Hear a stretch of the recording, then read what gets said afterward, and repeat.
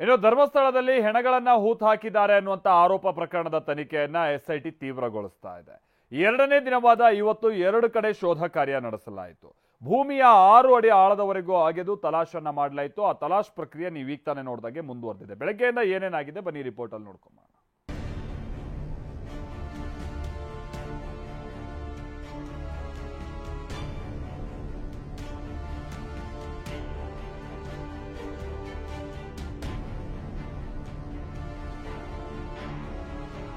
ರಾಜ್ಯದಲ್ಲೇ ಸಂಚಲನ ಸೃಷ್ಟಿಸಿರೋ ಧರ್ಮಸ್ಥಳ ಗ್ರಾಮದಲ್ಲಿ 100 ಹೆಣಗಳನ್ನ ಹೂತು ಹಾಕಿರೋ ಪ್ರಕರಣಕ್ಕೆ ದಿನಕ್ಕೊಂದು ಟ್ವಿಸ್ಟ್ ಸಿಗ್ತಿದೆ. ನಿನ್ನೆ ಒಂದು ಸ್ಪಾಟ್ನಲ್ಲಿ ಎಸ್ಐಟಿ ನೇತೃತ್ವದಲ್ಲಿ ದೂರುದಾರನ ಸಮ್ಮುಖದಲ್ಲಿ ನಿಗದಿತ ಸ್ಥಳದಲ್ಲಿ ಅಗೆಯಲಾಗಿತ್ತು. ಇಂದು ಮತ್ತೆ ನೇತ್ರಾವತಿ ನದಿ ತೀರದಲ್ಲಿ 2 ಕಡೆ ಗುಂಡಿ ತೋಡಿ ಶೋಧ ಕಾರ್ಯ ನಡೆಸಲಾಯಿತು.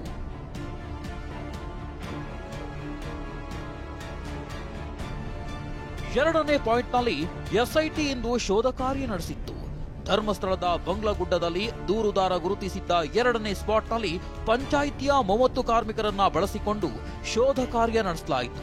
2ನೇ ಪಾಯಿಂಟ್ನಲ್ಲಿ 6x6 ಉದ್ದಗಲದ ಗುಂಡಿ ತೋಡಿ ಸುಮಾರು 4 ಅಡಿ ಆಳದವರೆಗೂ ಸಿಬ್ಬಂದಿ ಅಗೆದಿದ್ರು.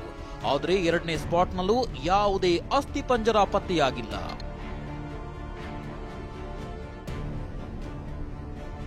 ಇದಾದ ಬಳಿಕ ದೂರುದಾರ ತೋರಿಸಿದ 3ನೇ ಪಾಯಿಂಟ್ನಲ್ಲೂ ಎಸ್ಐಟಿ ತಂಡ ಶೋಧ ನಡೆಸಿತು. ಪಾಯಿಂಟ್ ನಂಬರ್ 3ರಲ್ಲೂ ಎಸ್ಐಟಿ ಶೋಧ ನಡೆಸಿತ್ತು. 6x5 ಅಳತೆಯ ಗುಂಡಿ ತೋಡಿ ಧರ್ಮಸ್ಥಳದ ಬಂಗ್ಲಗುಡ್ಡದಲ್ಲಿರುವ 3ನೇ ಪಾಯಿಂಟ್ನಲ್ಲಿ ಶೋಧ ಕಾರ್ಯ ನಡೆಸಲಾಯಿತು. ಮಧ್ಯಾಹ್ನದ ವೇಳೆಗೆ ಶೋಧ ಕಾರ್ಯ ಮುಕ್ತಾಯಗೊಂಡಿದ್ದು 30 ಸಿಬ್ಬಂದಿ ಜೊತೆಗೆ 20 ಪೌರ ಕಾರ್ಮಿಕರು ಭಾಗಿಯಾಗಿದ್ರು. ಆದರೆ 6 ಅಡಿ ಆಳದವರೆಗೂ ಆಗಿದ್ರೂ ಅಸ್ಥಿಪಂಜರ ಸಿಗಲಿಲ್ಲ. ಹೆಣ ಹೂತು ಹಾಕಲು ಪೊಲೀಸ್ ಅಧಿಕಾರಿ ಕೂಡ ಸಾಥ್. ಧರ್ಮಸ್ಥಳದಲ್ಲಿ ಶವಗಳನ್ನು ಹೂತು ಹಾಕಿರುವ ಪ್ರಕರಣದಲ್ಲಿ ನಿವೃತ್ತ ಪೊಲೀಸ್ ಅಧಿಕಾರಿ ಹೆಸರು ತಳಕು ಹಾಕಿಕೊಂಡಿದೆ. ಅಲ್ಲದೆ 3 ದಶಕಗಳಿಂದ ಬೆಳ್ತಂಗಡಿ ಉಪಠಾಣೆಯಲ್ಲಿ ಕರ್ತವ್ಯ ನಿರ್ವಹಿಸುತ್ತಿದ್ದ ಸಿಬ್ಬಂದಿಗೂ ಸಂಕಷ್ಟ ಎದುರಾಗಲಿದೆ. ಧರ್ಮಸ್ಥಳದಲ್ಲಿ ಶವಗಳನ್ನು ಹೂತು ಹಾಕಿರುವ ಪ್ರಕರಣದಲ್ಲಿ ನಿವೃತ್ತ ಪೊಲೀಸ್ ಅಧಿಕಾರಿ ಹೆಸರು ತಳಕು ಹಾಕಿಕೊಂಡಿದೆ.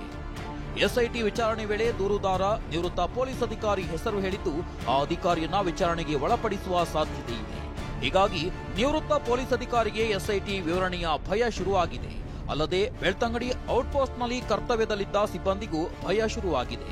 ಯಾಕಂದ್ರೆ 1995ರಿಂದ ಕರ್ತವ್ಯ ನಿರ್ವಹಿಸಿದ್ದ ಸಿಬ್ಬಂದಿ ವಿಚಾರಣೆ ನಡೆಸುವ ಸಾಧ್ಯತೆ ಇದ್ದು ಎಲ್ಲ ಪೊಲೀಸರ ಲೀಸ್ಟ್ ಕೊಡುವಂತೆ ದಕ್ಷಿಣ ಕನ್ನಡ ಜಿಲ್ಲಾ ಎಸ್ಪಿಗೆ ಎಸ್ಐಟಿ ಅಧಿಕಾರಿಗಳು ಪತ್ರ ಬರೆದಿದ್ದಾರೆ. ಧರ್ಮಸ್ಥಳದಲ್ಲಿ ಎಸ್ಐಟಿ ವಿಚಾರಣೆ ಬಗ್ಗೆ ಮಾತನಾಡಿದ ಗೃಹ ಸಚಿವ ಪರಮೇಶ್ವರ್, ಈ ಬಗ್ಗೆ ತನಿಖೆ ನಡೀತಿದೆ, ತನಿಖೆ ನಡೆಯುವಾಗ ನಾವು ಮಾತನಾಡಬಾರದೆಂದು ನಿರ್ಧರಿಸಿದ್ದೇವೆ ಎಂದರು. ಅಲ್ಲ, ಅದ್ರ ಬಗ್ಗೆ ನಾನು ಹೇಳಿದ್ದೀನಲ್ಲ, ನಾನು ಯಾವುದೇ ಕಾಮೆಂಟ್ ಮಾಡೋದಿಲ್ಲ ಧರ್ಮಸ್ಥಳದ ಎಸ್ಐಟಿ ಬಗ್ಗೆ.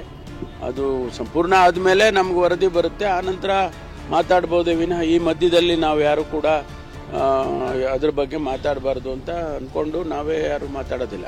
ಇನ್ನು ಈ ಬಗ್ಗೆ ಪ್ರತಿಕ್ರಿಯೆ ನೀಡಿದ ವಿಪಕ್ಷ ನಾಯಕ ಆರ್ ಅಶೋಕ್, ಧರ್ಮಸ್ಥಳ ಪ್ರಕರಣದಲ್ಲಿ ಎಸ್ಐಟಿ ತನಿಖೆ ನಡೆದಿದೆ, ಎಸ್ಐಟಿ ತನಿಖೆಯಾಗಲಿ ಸತ್ಯಾಸತ್ಯತೆ ಹೊರಬರಲಿ ಅಂದ್ರು.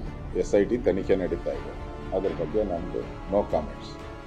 ಎಸ್ಐಟಿ ತನಿಖೆ ಆಗಲಿ ಸತ್ಯಾಸತ್ಯತೆ ಹೊರಬರಲಿ.